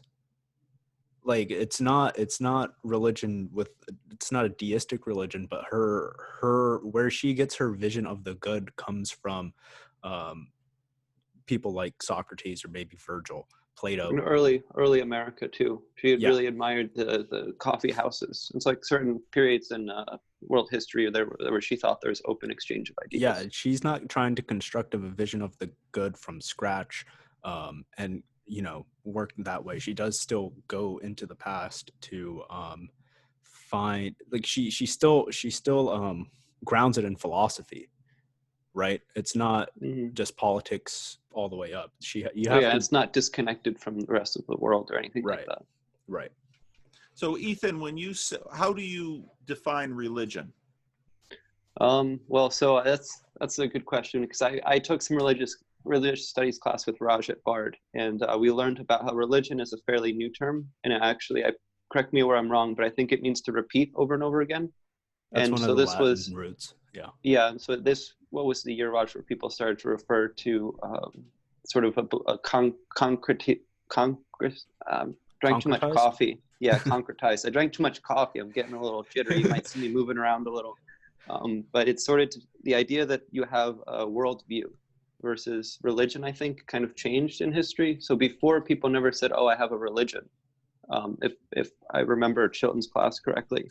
And so when I use the term religion, I'm kind of using it to mean both that sort of like how you view the world and also the process of going to church, praying, but also in the sense of like an Umwelt, almost like a Weltanschauung, worldview, the way that you look at the world. And so to me, from a religious perspective, is kind of basing it upon what your conception of God is, and that's the fundamental basic working. And so when I say like a religious sense, I mean connected to a sort of belief in God and a way that you go about acting on that belief. If that makes sense? Do you know the story of Agamemnon sacrificing his daughter for fair winds from Artemis? Sounds vaguely in Greek mythology. That's in the Iliad. Where our Agamemnon, of course, Menelaus, his wife Helen, stole away to Troy. And Agamemnon wants to go with Menelaus and get his. He capture the wind. So, well, Artemis has a little beef with Agamemnon because he killed one of her sacred deer. And so he needs the proper winds to get to Troy. And in order to do that, he sacrifices his daughter, which his wife takes issue with. But the question of religion goes into, was that a religious act of Agamemnon sacrificing his daughter? Because you might be interested in an English historian named Tom Holland, who's been working on a bunch of these issues, because he made the same observation. He said, it's true of the Bible as well. You can only find the word religion in English translations like 2 or 3 times in the Bible, and you'd think, for a religious book, you'd think they'd use the word. And so the question, I think, of religion is, what is the most basic level of what the world is for and how it works? That, I think, is the religious layer. I see politics more as the layer of how can we approach those more foundational values in the now? How can we realize them in our present community? And I use that framework sometimes, as opposed to the idea that religious is what people do when they go to church, because you're quite right, that's a fairly new idea, and it's sort of an idea which it grows out of the American experience. 9 out of the 13 original colonies had state churches, and it's only the federal level that was secular, partly pragmatically because you weren't going to get the New England Puritans to necessarily agree with some of the Southern Anglicans. So, I think when we're talking about ultimate values, what is good, that's how I'm using the term religious here. And we're very much worldview in a sense. And politics is more the practicality of what kind of policy do we need, what kind of institutions do we need to accomplish that which we say as good? I think the act of deciding and coming together to have a common good is a political act. I would see that as politics. So Yes. you have a forum and you say, we need to fix this problem, but first, like, let's say the local pool is defunct and it needs to be fixed. And some people don't want to fix it, some people do. You kind of have to decide, if you're going to fix it, that one of our common goods is investing in the community or community resources. And I do see there's a kind of, like, what Arendt would say is a private sphere, where that was where those kind of private conversations happen, where you think with your, like, one in yourself, you're thinking, reflecting yourself on what is good, or maybe talking to your wife, or maybe, I don't know if the church would count as public or private necessarily, but talking to people in your congregation, etc. I think there is some sort of space that's non-political where these conversations maybe start, but some sense of agreeing on a common good, I think, needs to be, or just is, political, because people are talking with each other in a sort of public way to decide on where to go. Or why Except they I want don't to go know where they're that going. people think good is a function. People pursue the good with politics, but they know the good with religion. So this was, Raj, you remember we talked about this. I would not be able to tell you where it is in the Bible. Hopefully one of you guys know. Maybe it was in Names. I think the quotation is, "The will of God is written on the heart of all men." Are you familiar with that quote? I hope I'm not misquoting that. I hope that's correct. Raj, do you remember talking about this before? It's not ringing a bell. If But only we had the a idea, magic machine to plug words into and see where they came from. Yeah, I'm Googling it right now. On the heart of all men. And the idea is kind of people are born with some sort of knowledge of morality. But I think that in a certain sense, in a pluralistic community, you might have to discard that. I don't know if I'm making too much sense, but the idea that there is like, you could factually say this is good versus not good. I think that's a riff on Jeremiah 31. I found something from, let's see, New Living Translation of Romans 2:15. They demonstrate that God's law is written in their hearts. Yes. It might have, I think you're right, it might have been some sort of quotation of a quotation, or some sort of version of whatever. But if you catch my drift in the idea that people know, do people know intrinsically what's good, and it's just a matter of listening to your conscience, or is there a process by which we need to rationally or logically figure out what good is? So I think the Sikh answer to that question is that God is inside of you, right? Like God is resides within each individual, but then you have to tear away this veil of Maya. You have to get in touch with Sach. You have to get in touch with truth, and you do that through meditating on the scripture, meditating on truth early in the morning. There's an emphasis on doing it early in the morning for some reason. And there's, like, you're supposed to spend this time. There is an aspect of this reflection that Arendt is talking about too, in that. At least in the Sikh conception, God is ever existent. God creates the world, and he creates the world with the name, the Nam, his name, and then through the name he enters into creation. And then what the guru keeps trying to do is telling you how to recognize the name, how to realize that you're living in the name. And they do that with Bani, or Shabad, which is the word. So there's these kind of like weird little parallels between what's going on over in the Bible with the use of the word and the logos and stuff like that. But these all have different etymological origins. But there is something about, like, in it, like Plato, right? Plato says everything is remembering. All knowledge is remembering.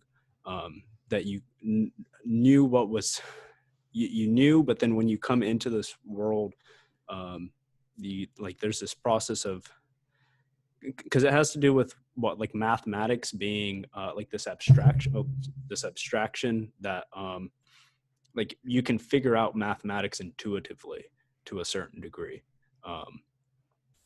So the idea that people can recognize what the good is, I think, if they're oriented properly. But then the question is, how do you orient?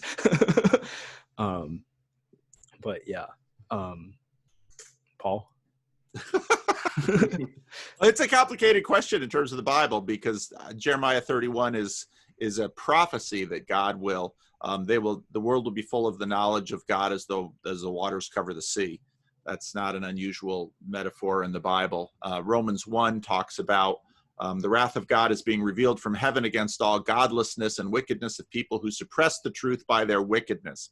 In other words, we are motivated to suppress the truth because we want to do some things. For since the creation of the world, God's invisible qualities, his eternal power and divine nature has been clearly seen, being understood from what has been made, so that people are without excuse. For although they knew God, they neither glorified him as God nor gave thanks to him, but their thinking became futile and foolish, and their foolish hearts were darkened. And so there's a lot of complexity in this knowing the good, and in the midst of human life, it's often very difficult to know the good. So if there's a homeless person asleep on the sidewalk here, what is the good? Is the good to rouse them because this is not a good place to live? Is the good to give them $20? Is the good to put them in my car and take them to a shelter? Is the good to take them to my home? Is the good to open it's again, with humanity, things get very complicated very fast. But I guess just in terms of nomenclature, churches are highly political organizations because churches have, in a sense, a certain degree of commonality with respect to the good. They even have a book they have in common. They have all of this stuff. Yet, before I got here, one of the biggest fights this church ever had was, do they put blue carpeting on the stage or red? And that became this massive fight, blue or red. And then, certain people who give certain amount of money, and other people, and color and socioeconomic class, and did they grow up within the denomination or did they come in later? I mean, church, there's no politics like church politics because it's so close to the good. And I think that's part of why I think secularization has heightened a lot of these tensions in our culture, because Miroslav Volf, who was a young man in the breakup of communist Yugoslavia, wrote about how for former communists who believed that this world was all there is, well, you've got a little window to derive for yourself all the blessings and all the beneficial experience you will ever get. And hey, baby, the clock is ticking. You're only going to be 20s in your 20s for so long, and then in your 30s and 40s. And what life is massive potential via the clock, running out of time. Well, people tend to get more and more violent and desperate as things run out, because it's up to me to secure it now. At least with religious people who have a belief in an afterlife, well, I can sacrifice here because, there will be payback in the life to come. If you don't believe that, well, now suddenly you have a zero-sum game where it's my good life or it's your good life. I choose me. Right. This is something you brought up, I think, in your conversation with the folks over at Unsafe Space. Yeah. That the woke left, they are really preoccupied with the notion of justice, but they're trying to get perfect justice in this world. And it's right. like, I don't know if that's possible, guys. And you're probably going to turn into Antifa pretty quick if what you're trying to secure is perfect justice. That's right. Because I think go ahead. What do we want it? What do we want? Justice. When do we want it? now. One person in the comments said, when I see someone who wants it now, I run away because now is a pretty small window. Right. I think that's an interesting concept of that somehow religion ameliorates personal desires. Is that what you're saying in Yes. favor of some grander afterlife? I'm not really I don't know too much about the specifics of like demographics in Soviet or communist China, but as far as I remember reading, people were still largely religious. It was mostly the state silenced them from expressing religious tendencies. I think maybe later generations were born within communism that tended to change. But in my experience with religious versus non-religious people, I think I've almost seen the opposite a lot of times, where this religious, well, maybe not use the term religion, this faith that they have, their faith gives them a sort of personal righteousness. And especially if you think about something like the doctrine of wealth or like extreme Calvinism, if you're doing well in life, you think, oh, God's on my side, he's for me, and then you might be more inclined in some senses to then prey upon your workers and say, look, God put them in the position of the workers. I'm the boss. I deserve to be able to take advantage of them a little, make a little bit more money, pay them less maybe. I'm not saying anything negative about religious people necessarily, just that I've seen that in non-religious people too. If there's no dagger over their head, some people will just run wild in the streets and do whatever because they don't see any consequences. But I have seen the opposite, where I think people who are fairly faithful or have some sort of strong faith, they use it to explain or can't think of the term I'm looking. They basically use it as a crutch, so to get away with things that they know deep down aren't correct. I've seen human beings have a tremendous capacity to justify what they want to do. I'll say that. Mm-hmm. Being a Calvinist minister, I've never seen a lot of these things often attributed to Calvinism that I often hear. I know mostly Calvinists. I know more percentage-wise. I know more Calvinists than most people. Mm-hmm. I do find that human beings will, when human beings find something they want, they will find ways to justify and get it. That is really human, and religion is a part of that. Religious excuses, and I'll tell you, there are no games like religious games, and if you could see them played out in church. Mm-hmm. I didn't mean to pick on Calvinism specifically, just as an example of like any sort of like you're saying, if people want something, if they want wealth, they're then going to their political ideology, their faith is going to justify their quest for wealth. So maybe it's not specific to faith at all. There is a paper that I had to read in grad school about it was investigating empirically whether religion causes violence, which is something that people like Dawkins and Sam Harris like to claim, that religion is the cause of violence. And this empirical study, I'm forgetting who wrote it. I'll try and track it down, maybe post it in our show notes, and said that it's not obvious that religion causes violence. More likely what is happening is that there is a clash of multiple identity groups, and religion is used as a justification to assert power of one identity over the other identity. And it's like religion is a very powerful tool for motivating people, because I think evolutionarily we are built for religion. And so it's a very you can activate and wake people up using the tool of religion, or using religious like speech, rituals, using incantations. All those sorts of things are very powerful things that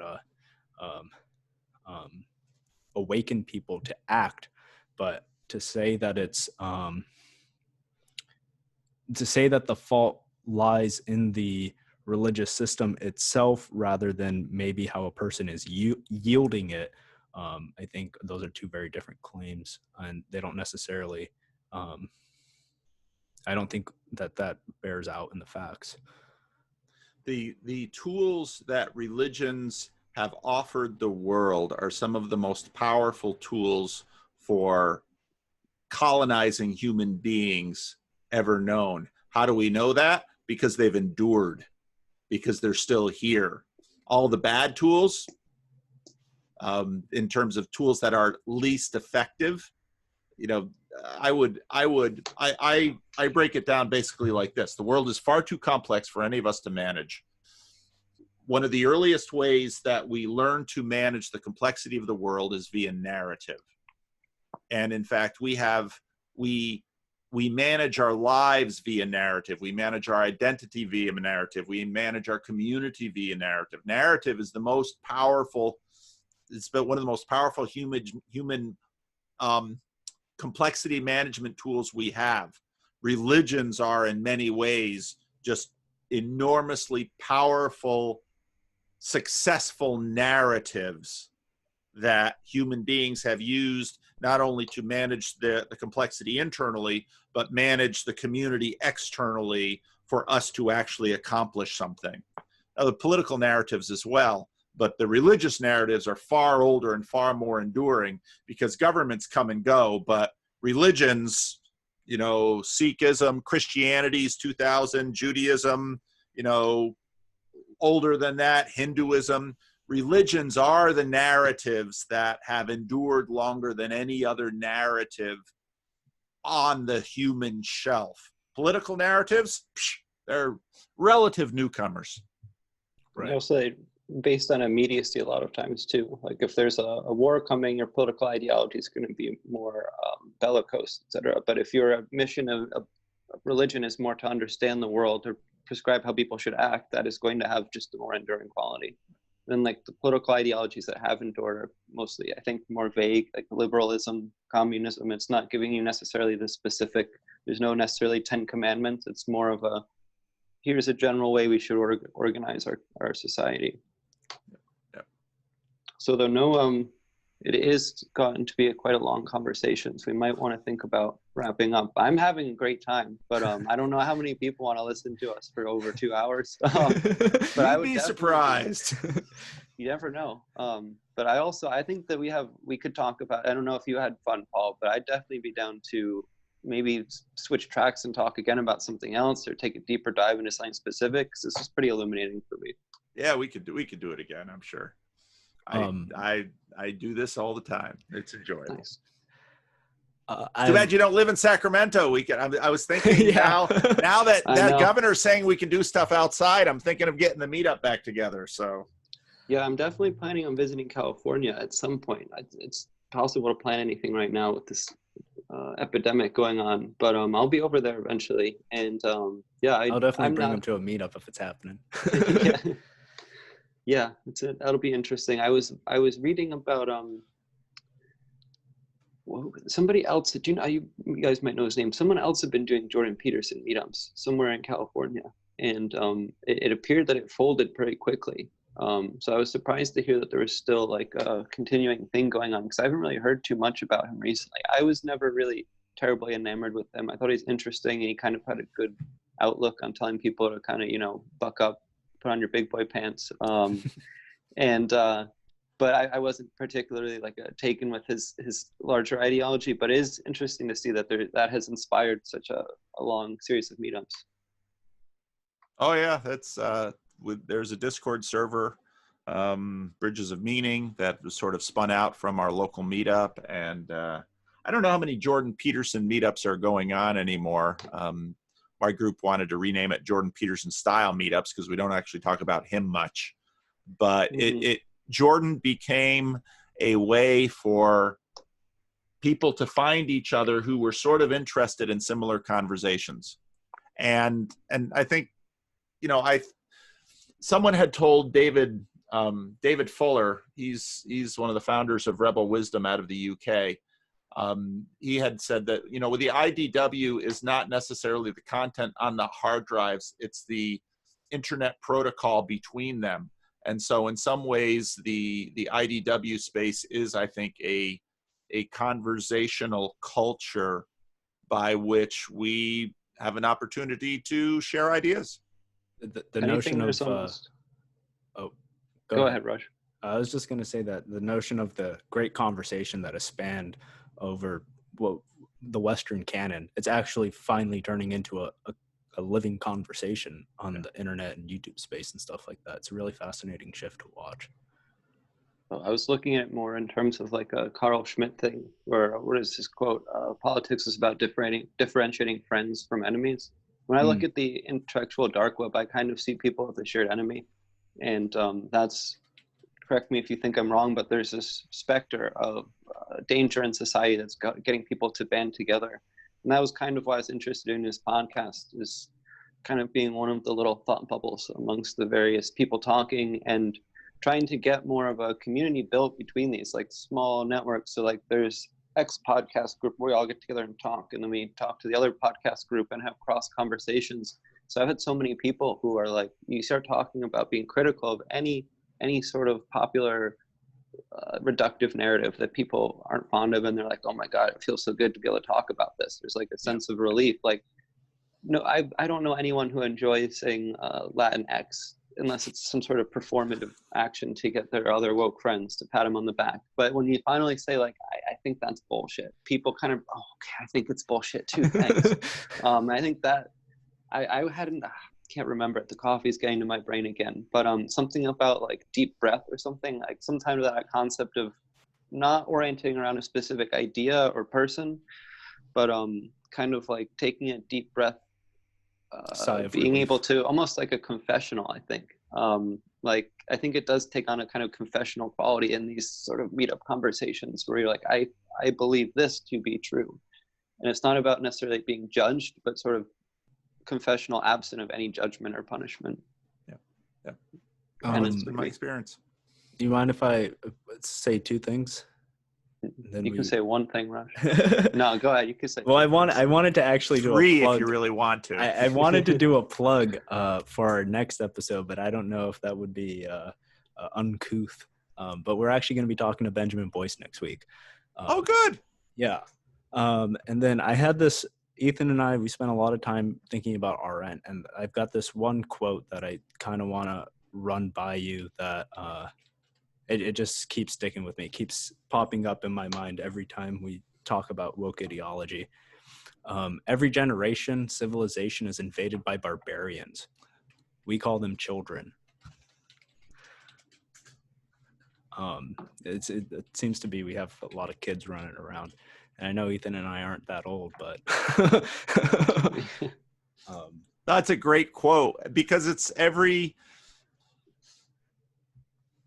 now I'm in my 50s now, and I have 5 children, and children are formed by their worlds. But as I said earlier, worlds are enormous. The world is enormously complex thing. So you have 5 children, you begin to realize they're all different. Every single one of those 5 children I had was different. They have the same 2 parents, same 2, biological, genetic pools, but different things, and where they are in the birth order, their unique experiences, but they all have to sort of be socialized into the conversation. And then there are, knowing that with 0 to 6, there's one segment, like 6 to 12, and then 12 to 20, and now they're all in their 20s, and I'm watching them go through their stuff, and now more and more in contact with the world. I mean, we are enormously blessed. We live in a wonderful age in many respects. We have these tools. I mean, we're talking video conferencing across the country right now. We're going to post it, and other people are going to listen to our conversation. And gosh, we live in amazing times. And I don't think, one of the things that Jordan Peterson often talked about, which I think was exactly right, a little bit of gratitude and a little bit of humility would serve us well, because compared to much of what has happened in human history, wow, do we have it good.